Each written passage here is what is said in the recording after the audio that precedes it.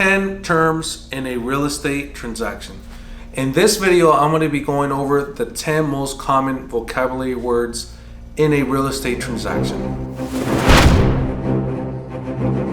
The very first term that I want to go over, it's what's called the residential purchase agreement, or us as agents know it as the RPA.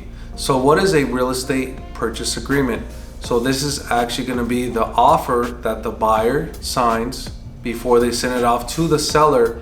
And if the seller accepts the offer, they will sign the residential purchase agreement. And as soon as the seller signs, it becomes an official executed contract. So this is what a real estate residential purchase agreement is. Number 2, home inspection. So when you're in a real estate transaction, you would want to do what's called a home inspection on the home that you're purchasing. You want to make sure of what you're buying. You want to know what state it is in. And what a home inspection is, a licensed home inspector will come to the home and they will inspect the plumbing, the roofing, the AC, the foundation, the electrical, the outlets, windows, doors, etc. They will check the whole house, and then at the end of the inspection, they will give you what's called an inspection report.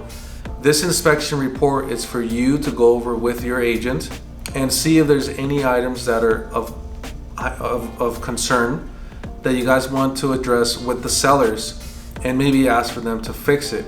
In today's market, it is not very common, and a lot of properties are selling as is. But this is what a home inspection is. Vocab word number 3, appraisal. So what is an appraisal? Appraisal is a opinion of value that an appraiser comes, and the buyer will actually pay for the appraisal. And an appraiser will come to the property based on its condition, based on its age, based on the amenities that it has. It will give it an opinion of value. Many times, 3 different appraisers can come to the same house, and you will get 3 different opinions of values. So that is what an appraisal is an opinion of value of a certain property based on its amenities. Number 4, escrow holder or escrow company. So the escrow company, what they are, they're a third-party company that they will make sure that the property has no liens against it. They will look at the title report, make sure there's what's called an uninsured deed or anything weird within the deed. A lot of people like to transfer from one person to another without using the title company, and it actually causes what's called a clouded title. So the escrow holder will make sure that the home that you are buying does not have any sort of clouded title or it has any liens against it. A most common one, Republic Services, the Water District, and the title company makes sure that when you purchase the home, you will receive the property free of liens. They also make sure that the property is transferred to the new buyer with its correct name, and when that happens, you will officially become the new homeowner. So that is what escrow is, an escrow holder. Number 5, due diligence. All right, so due diligence is actually found in the real estate contract or the RPA in the offer.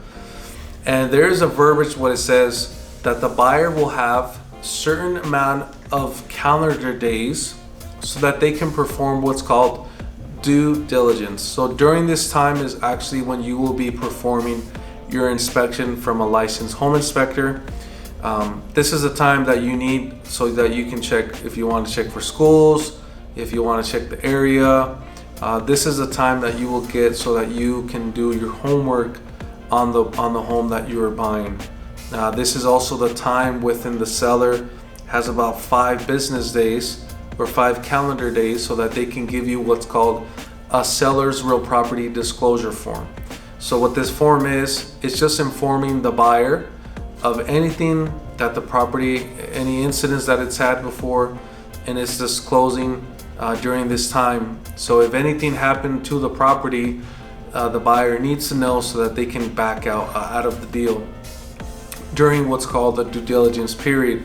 Most common due diligence periods are about 10 days, 10 calendar days.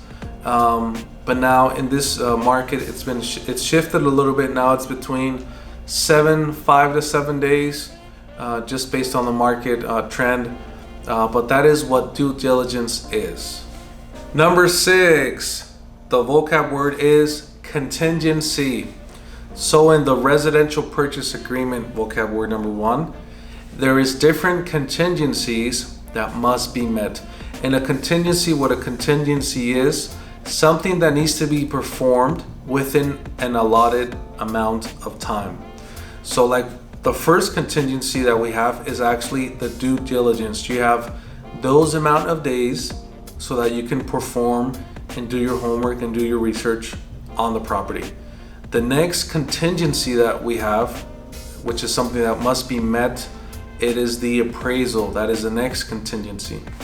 And then the third and final contingency that is on a residential purchase agreement is actually the final loan approval or the loan contingency. Usually the loan contingency is about 25 to 30 days, and these are the days that the lender has so that the borrower or the buyers can be fully approved and they are to receive a final loan approval from the underwriter and say you have been final approved and now we can proceed to closing. So that is what a contingency is anything that has to be met before an allowed time frame.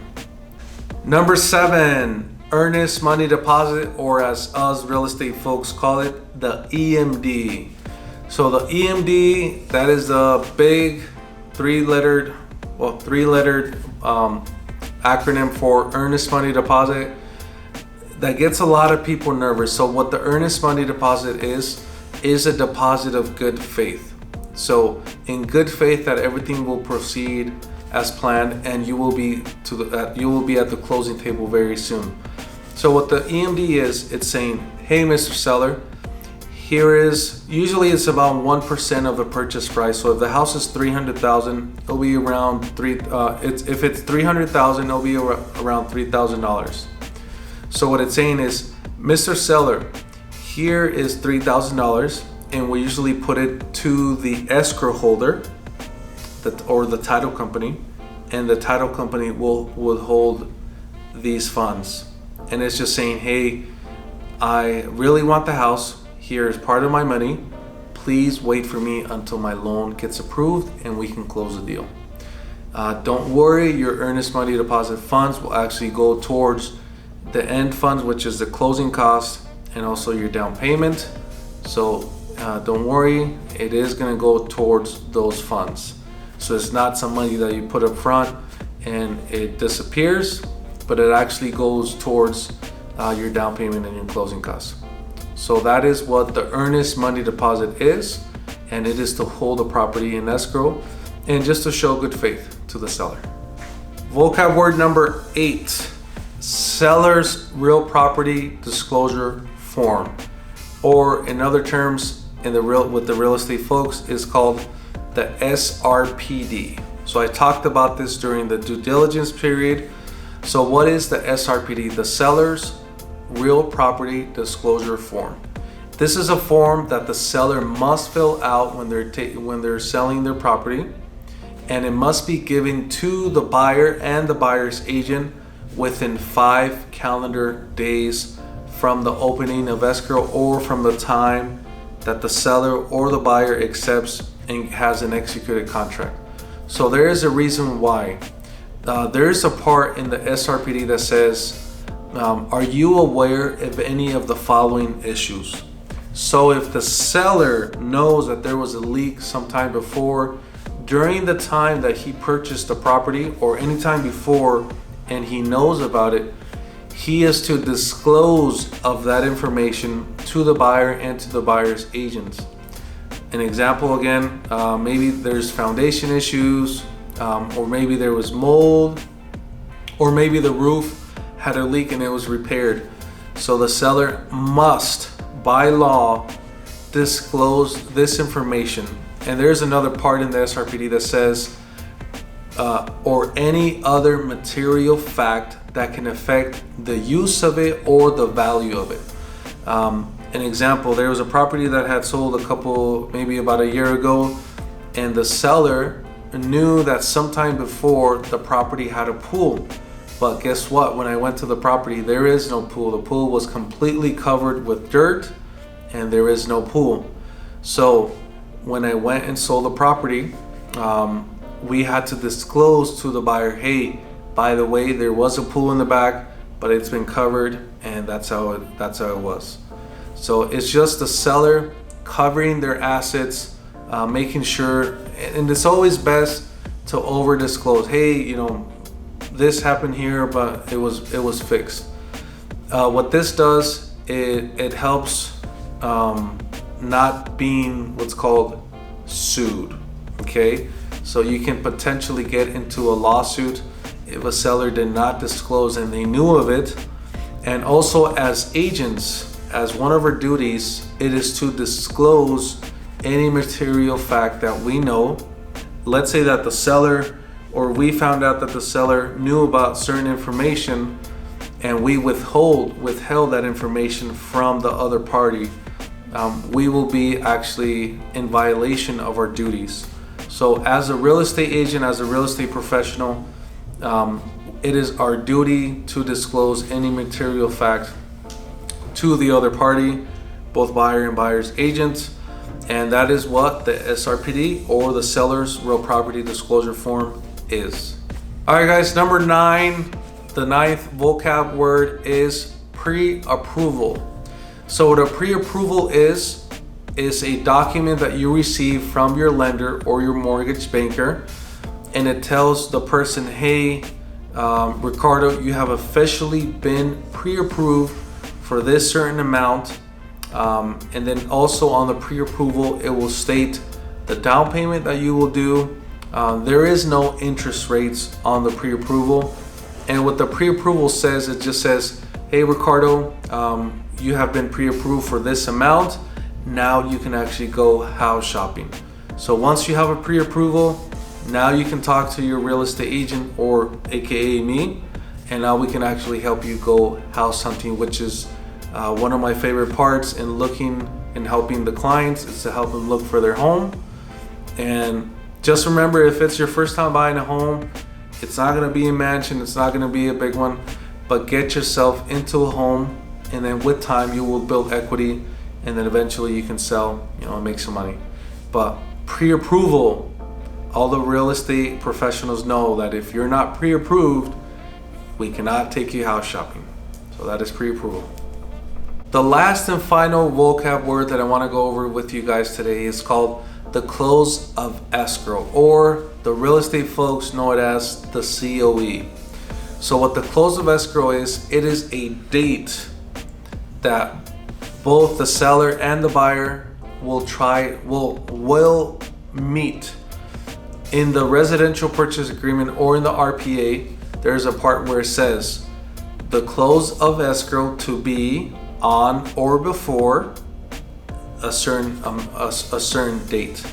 And there's also a part in there that says if the date falls over a weekend or over a holiday, automatically it will extend to the next business day. So that is the close of escrow. Usually it's about 30 to 45 days from when the contract was received, when the executed contract was signed by both the seller and the buyer. So usually closings take about 30 to 45 days. And when you officially record the property in the Clark County and we get an email from the title company, the realtor or me or the realtor will actually contact you and say, congrats, you are now officially the new homeowner. And that is the date where the closing of the escrow actually occurred and the property was transferred or deeded over to a new buyer. So that is when the close of escrow actually happens. So guys, thank you for watching. These are the top 10 real estate terms in a real estate transaction, and follow me till next time.